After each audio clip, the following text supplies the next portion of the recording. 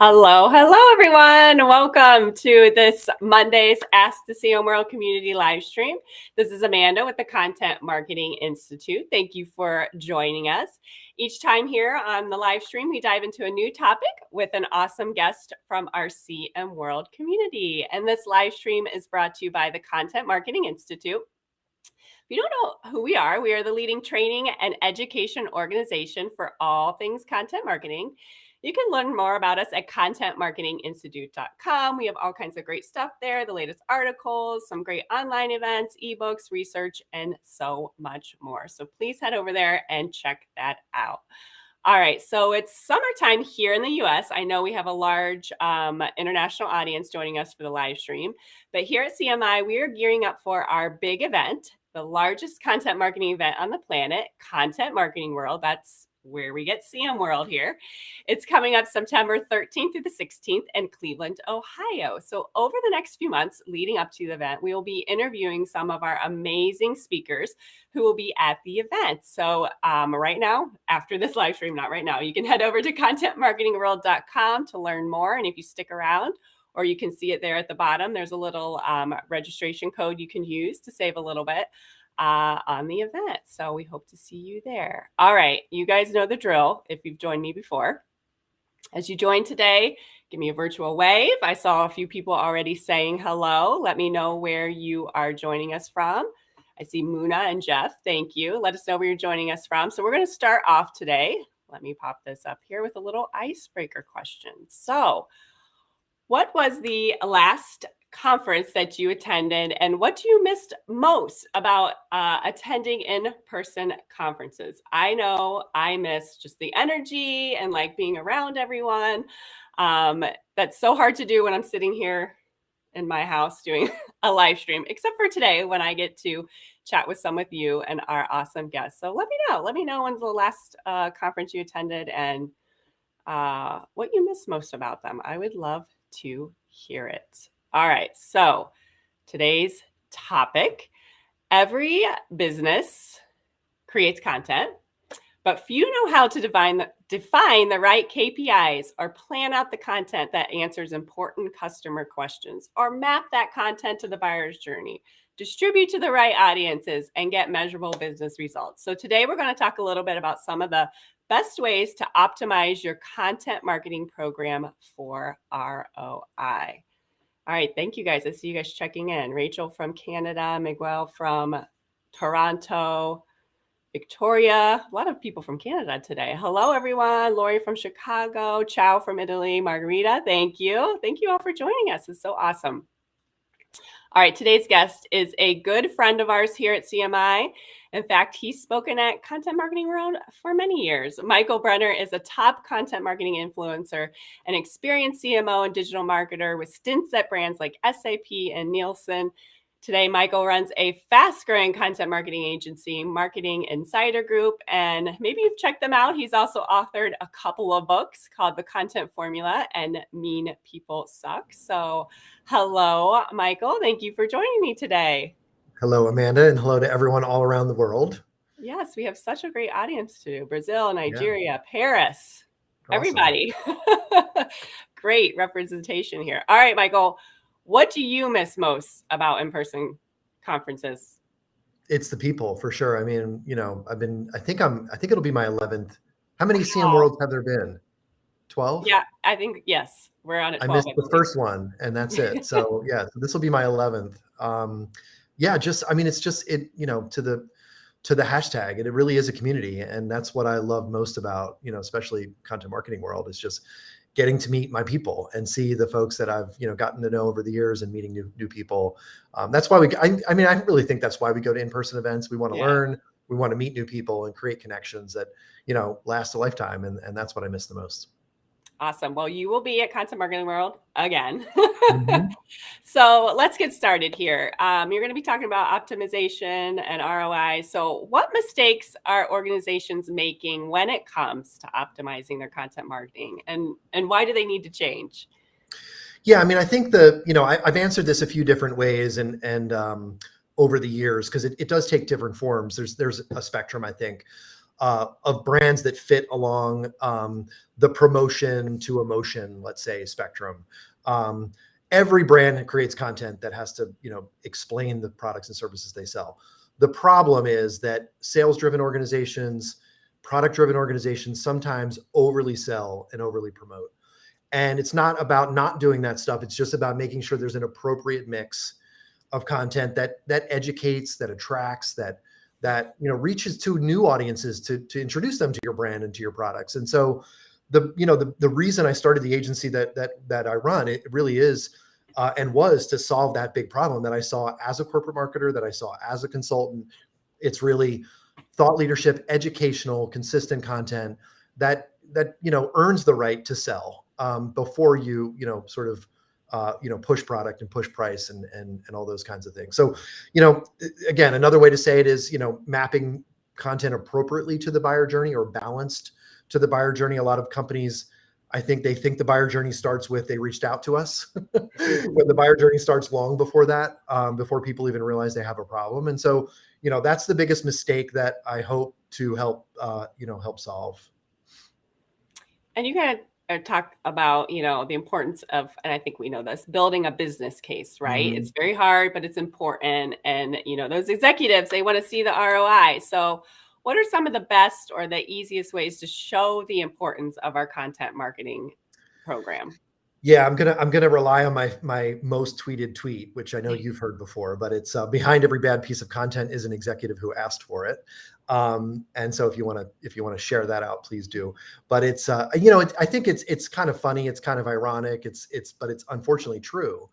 The reason, I talk to content marketers all the time that are frustrated, and I think the reason they're frustrated is because they don't feel accountability or buy-in from the top to do the kind of content that they want to do. I mean, I think those of us in content marketing, we know what to do, but we're not allowed, or we're told to do different stuff, or we're told to do more of the wrong kind of stuff. And so building the business case is so important. It's I think it's the reason content marketers are frustrated. It's the reason a lot of content doesn't perform or does the opposite. It actually pushes people away from us. So I think building the business case is really important. But I also think the way to do it is super simple. And so in the content formula, it's the first chapter, and I always talk about it's reach, engage, convert, and retain buyers we would have never reached if we didn't create early stage educational content. If all you do is sell, all you're going to do is talk to people who already know who you are, and you're going to turn a lot of them away because they may not be ready for the sale. If you educate, if you inform, if you try to lead through thought-provoking, insightful, opinionated kind of content, you're going to attract more of the right kind of people. You're going to engage them with the right kind of content. You're going to start to form relationships that hopefully drive conversions and pipeline for sales and direct revenue. And then really interestingly, the forgotten child of marketing objectives, retention. What we've found with every company we've worked with is that clients and relationships and new sales that are formed and converted from content marketing, they stay longer, they spend more. And so you're retaining those clients over a longer period of time and for better return on investment. So reach, engage, convert, and retain buyers you would have never reached if you didn't do content marketing. Great. If you're just joining us, we're talking to Michael Brenner of the Marketing Insider Group. If you have a question or comment, please feel free to drop it there. Janine says she's read your book and she absolutely loves it. And she's looking forward to seeing you at Content Marketing World again this year. And Thanks so much, excited Janine. about that. Yeah. All right. You also talk about, the importance of answering their questions, which, seems easy enough, right? But what a lot of people don't, like you said, answer the wrong questions. So what are some of the best ways to figure out like what questions to answer? What should we be looking at? Tools, how can that help us? Yeah. I mean, it's, if anyone's familiar with that term or that line of thinking, at the very first CMWorld I went to, Marcus Sheridan, I think he spoke about 20 minutes over his allotted time as a keynote speaker, and Joe Polizzi was pulling him off the stage. But he wrote a book about that keynote, and it was They Ask, You Answer. And it's just such an amazing, it was as a newbie content marketer, it was so inspirational for me. The great thing about it, and this ties back to the business case, is in the digital world we live in, the questions your audience is asking is a knowable thing. And so you mentioned tools, Answer the Public, BuzzSumo, SEMrush or SEMrush, just looking at your own internal search on your website. all of those tools can help you identify the questions that people are asking. I like to think like a journalist. Journalists aren't experts in the topics they cover, but they go interview experts and they ask them who, what, when, where, why, and how. And so are you answering the who, what, when, where, why, and how questions that your audience is asking? My favorite one, when I was at SAP, we were launching a big data solution, software solution. And the content that we were pushing to publish was, what is big data? Who cares about big data? Why does your company need to think about managing or finding software to manage the big data inside your organization? Those are really simple, basic questions that product people, they think that the folks they're selling to are already beyond that. And yet the economic buyer, the CFO, he doesn't know what big data is, or cloud computing, or, AI and all these other sort of technical solutions that many of us sell. So we need to inform, we need to educate. Who, what, when, where, why, and how is a great way to do that. Answer the Public will tell you, just type a keyword into Answer the Public. It's free for English language, and it'll tell you all the who, what, when, where, why, and how questions that people are asking. It does it in a beautiful mind map way, and I love to say it's an editorial strategy on a page. We do some Google keyword research using SEMrush. You can use Ahrefs or Moz or some other tools like that. But we look for things like buyer intent related keywords, long tail keywords, competitive gaps. My own content strategy, I love looking at some other agencies like ours, and what do they rank for that we don't, and what content is resonating with those audiences on their websites, and we try to create a better version of it. So it's a knowable thing. It's not an easy thing to do, but it's a straightforward process to identify those questions. I love how you say it's a knowable thing. Like, I heard you say that several times. It's knowable.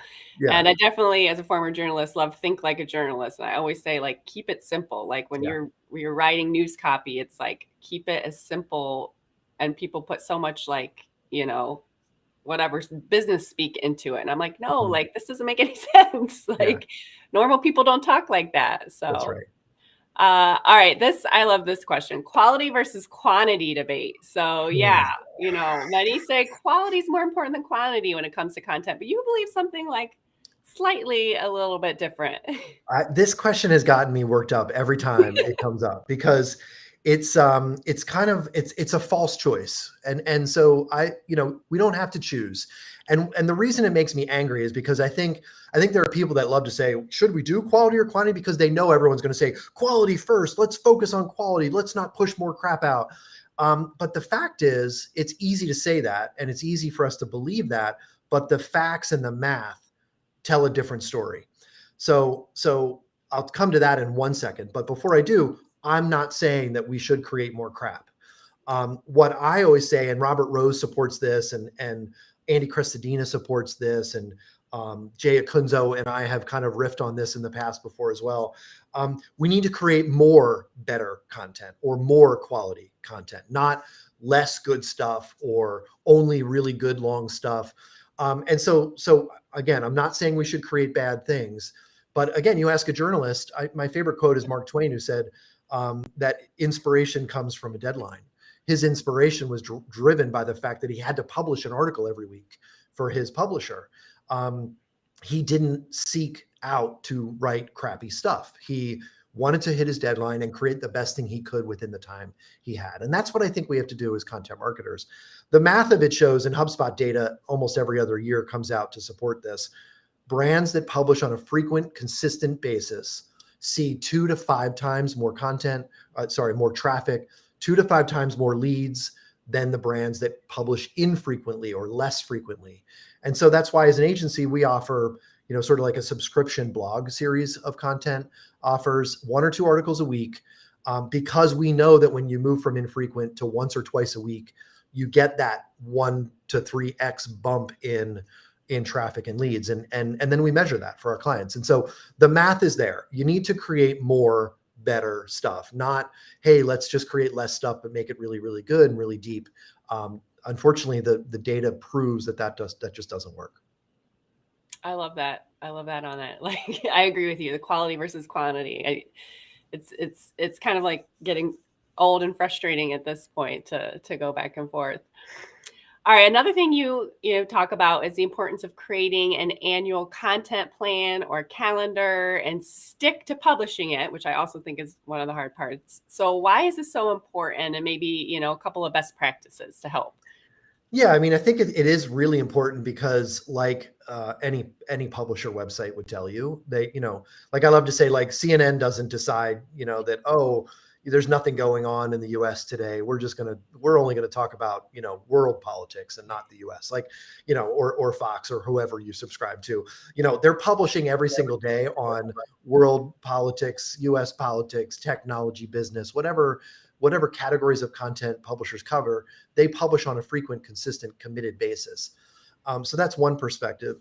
The other perspective is, and Joe Polizzi really, I think, helped me to understand this, is you want to kind of like make a date with your audience. Like people, they respect consistency. They respect knowing the comfort of knowing that you're going to land in their inbox, or you're going to publish a new article. At CMI, you guys publish just about every day. We try to publish 3 or 4 times a week. And our audience knows that, and they subscribe for that because they're looking for those daily insights that they may ignore, but they'll tune into it when it's relevant to them. So I think it's important both as a brand and for your audience to publish consistently. But another reason is it's kind of like, if you want to get in shape, you don't decide the day before the marathon that you're going to start training. You pick a 6-month or 1 year time out, and you start to train slowly over time. And it's the persistence, the consistency that really delivers a result. And so it works. And that's, I think, probably the most important point is if you're trying to drive ROI, drive a business goal, deliver pipeline or revenue or sales, publishing consistently works better than any other approach. And so that's, I think, probably the best reason. Great. We have a question here from Rachel. How do you measure content to leads for your clients? Yeah. I mean, you can, again, I think if you publish consistently, what you find is, back to reach, engage, convert, and retain, is you start to build an audience, an identifiable, attributable, measurable audience of people that, for us, we always recommend subscriptions. So if people subscribe to the Marketing Insider Group newsletter, I can tell you how many of those people have ultimately downloaded a white paper or reached out and, wanted a sales call with us. So it starts with building an identifiable audience, moving people from unknown to known.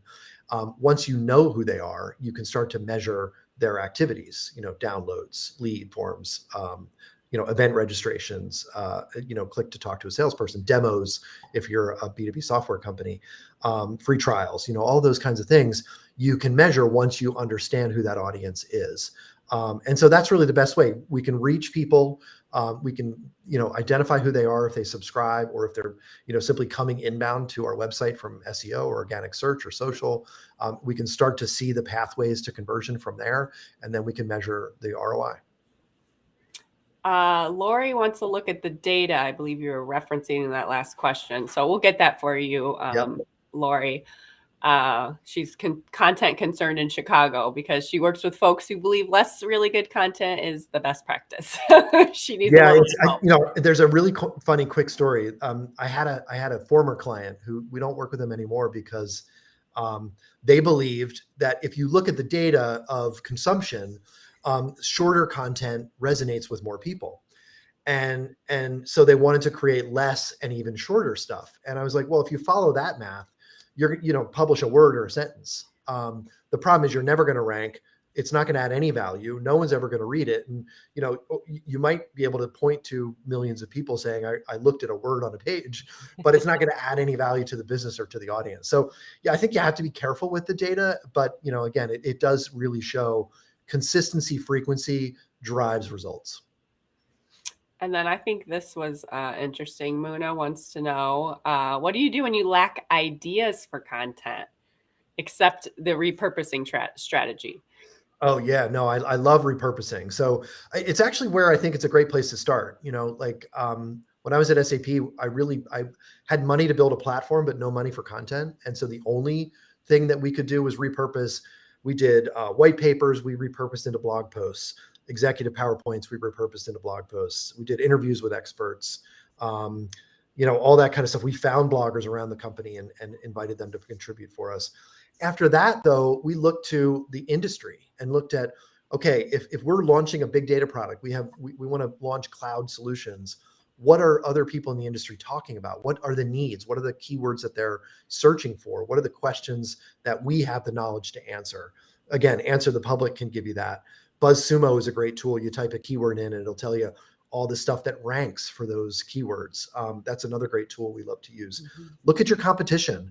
Look at the publishers in the space. So, Amanda, I don't compete with you at CMI, but I'm inspired by your own blog.